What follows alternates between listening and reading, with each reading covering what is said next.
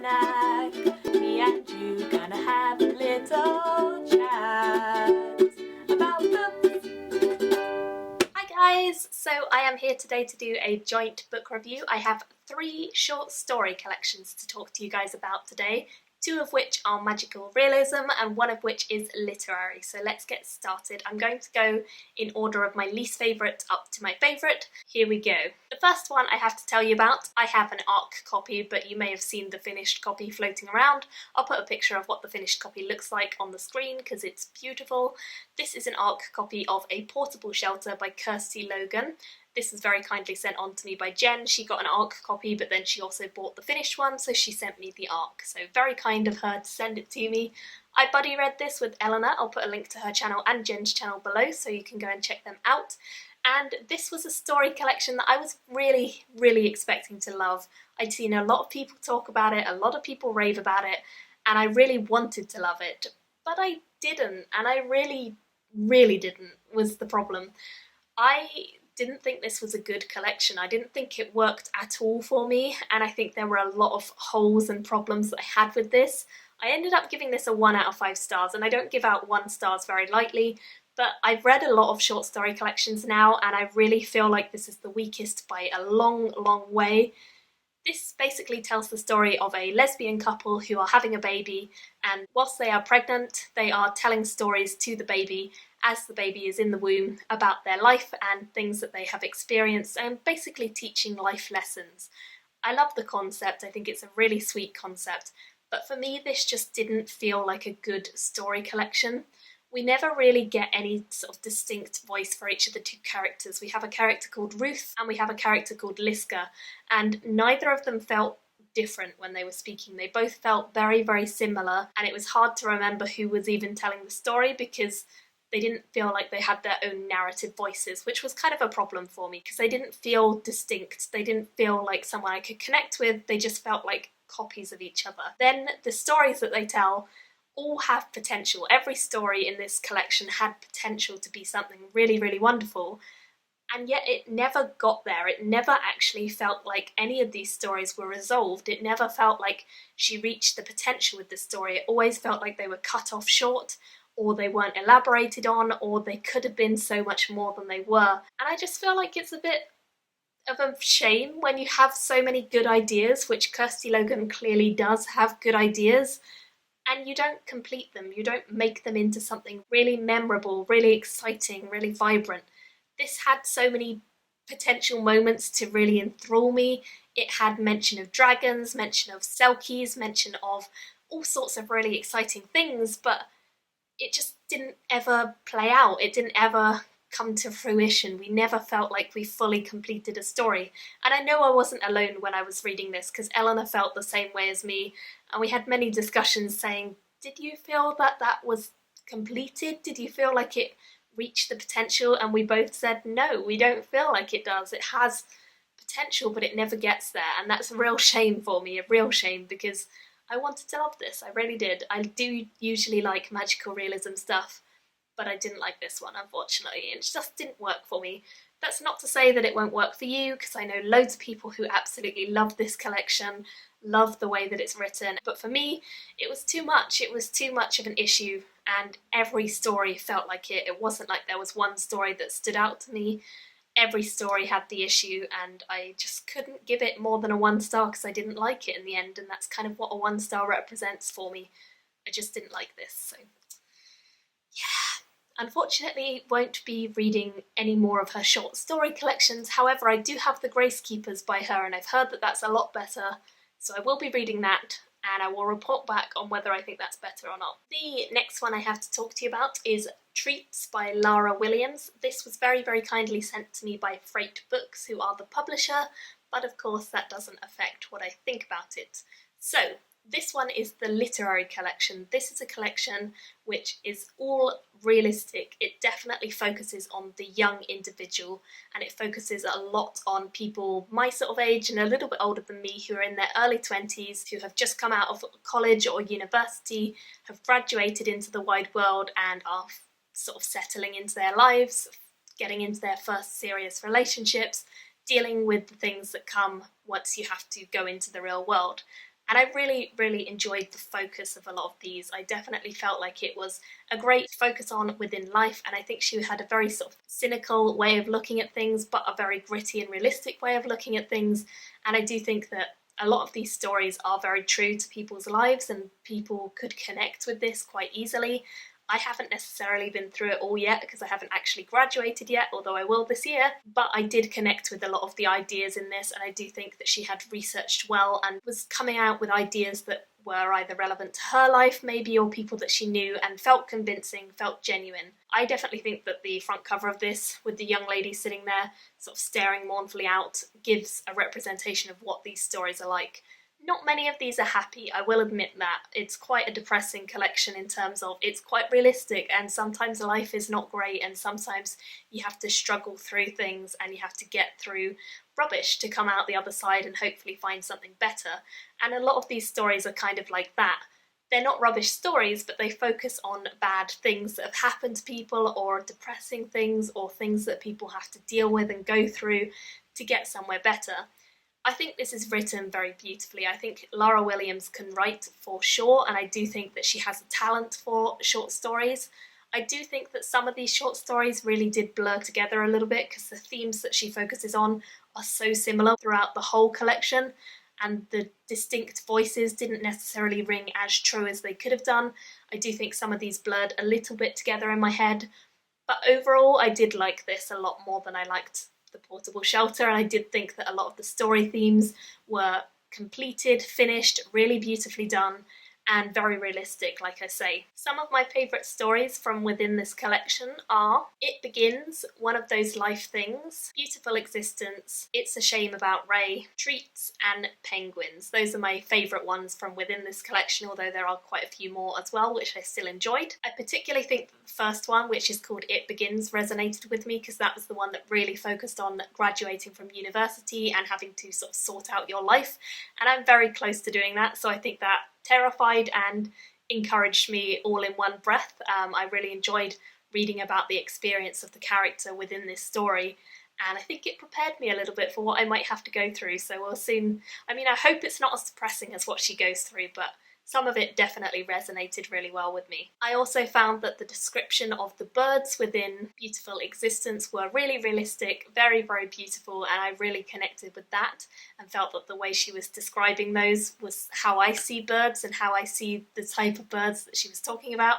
Sounds a bit weird, me just talking about birds, but I liked that story and I thought it was definitely something I could relate to. I also really liked that she focused on sadness a lot within One of Those Life Things and It's a Shame About Ray. I thought both of those were quite emotional, quite sad, quite frank as well. They definitely deal with hard-hitting topics and they're not afraid to deal with that sort of thing. Treats was kind of a both happy and sad story for me because it deals with an elderly lady who doesn't really feel like she's got a lot going for her life right now. Feels like she's kind of at the end of her time and she just wants to make other people happy. She just wants to give them the experiences that she knows they'll cherish because she doesn't really get a lot of that in her day-to-day life. And she's a very thoughtful but lonely person, and I really liked that, and I really felt for her, felt very sympathetic towards her. And the last one that I really enjoyed was Penguins. Penguins is bizarre. It's really bizarre.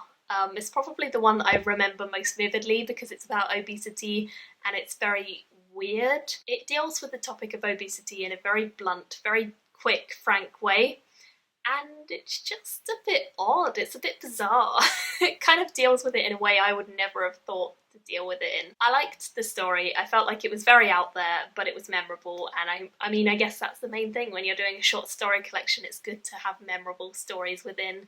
And that one definitely was, for some bizarre, weird reasons. One of the things I do really like about this collection is that some of the stories are written in second person, and I feel like it was good second person narrative, and it felt like I was really in the story and I was definitely feeling some of the things that the characters are going through, and some of the things she's trying to get across to you come across more when it's in second person, because you feel as though you're in this narrative, you're feeling the adventure, you're going through the suffering, and I liked that a lot. I thought that she employed the use of second person really, really well. Honestly, my only criticisms of this is that it's quite depressing at times. If you don't like depressing stuff, you might not like this. If you don't like realistic stuff, you might not like this.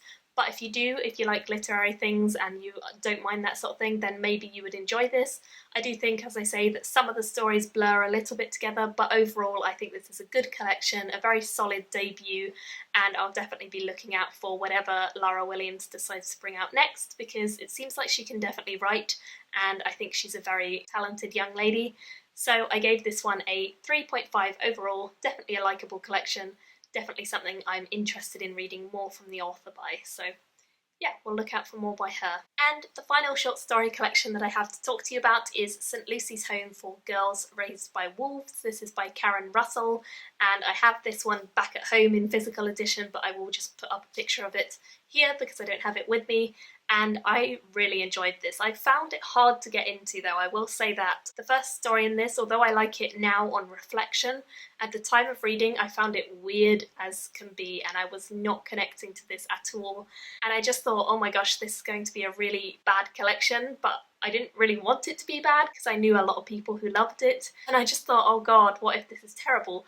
So I will say, if the first story is one that kind of confuses you and you don't really get it or you don't really connect with it, don't be fooled by that, because after that story I connected with all of them and felt that they were all beautiful. I had my issues, I had my reservations going into it and after reading that first story, but after that I was falling in love every story, and I do feel that Karen Russell, unlike the other two authors I just mentioned, has a distinct narrative for each individual character. All of her characters and all of her stories felt separated, felt genuine, felt complete, and I think that she did that really, really effectively and really well, and I don't think I was suffering from blurring the stories in my head or anything like that whilst I was reading them.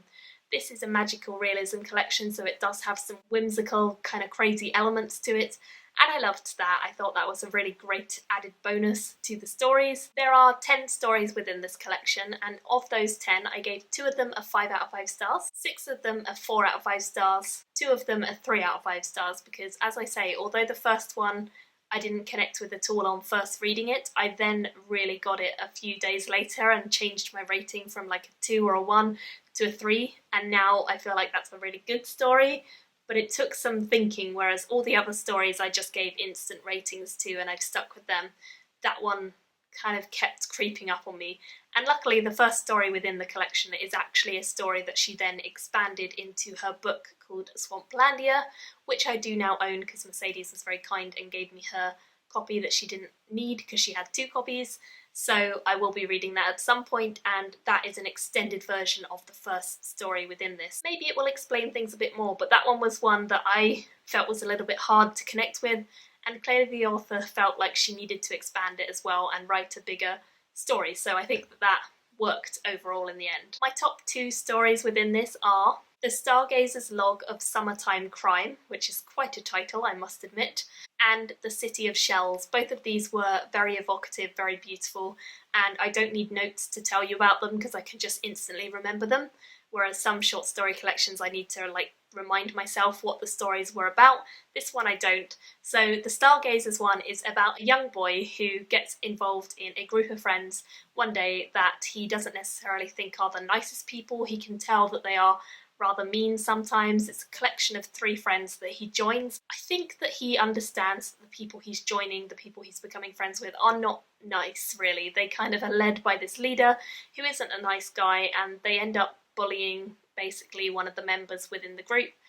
And it's all a bit mean, it's all a bit nasty, but the good thing about this story is that our main character kind of recognises this a bit. This story made me so uncomfortable at times. It really got under my skin, and I think that's a good thing.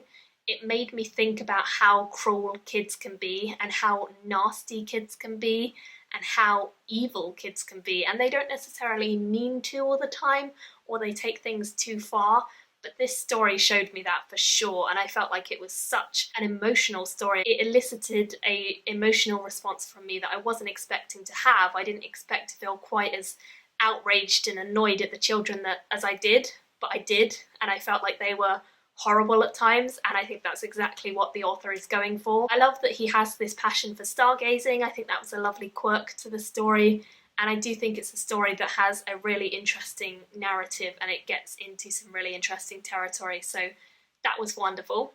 The other one is The City of Shells. This one is about a school trip who go onto this island where all of these massive clam shells and beautiful shells are, and a girl manages to get stuck in a clamshell overnight, and the caretaker of this special island place comes and finds her, and they get talking, and it's basically about what she thinks of the situation she's in and then what happens to her when she sat there talking to him all night. And it's a really, again, emotional story, but also very beautiful, also quite whimsical and kind of sad. I think all of her stories have this happy, sad relationship, and I think that works incredibly well, and I think she finds that balance incredibly well, and I just really loved those two stories. They were the two that I just instantly, from beginning to end, adored and loved and thought were really beautiful and really well written and very poignant, and I connected with them the most. However, that's not to say that there weren't a ton of other stories that I did connect with, it just wasn't to the extent of those two.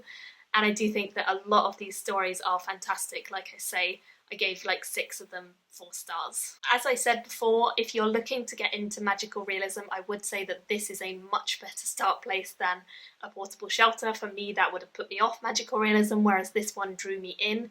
Bear in mind the first story is a bit weird, and you may want to overlook that one a little bit as you go through this collection, and it might stay with you and keep ticking over like it did for me. Now I would give it a 3 stars. Before I would probably give it a 1 or a 2. Don't let that first story put you off, because after that first story it gets so good, and I loved the rest of them so much. So I would highly recommend this collection, and I do think I will definitely be checking out way more of Karen Russell's stuff in the future. She has other collections for sure, so I'll definitely be checking that out, and yeah, I really enjoy her work. So I'd love to hear if you guys have read any of these 3 collections, if you agree or disagree with me. I know lots of people did love A Portable Shelter and I didn't, so I'd be interested to hear your thoughts on that one. Thank you all for watching, leave me your comments down below, and I will see you all again soon in another video. Bye! Me and you gonna have a little chat.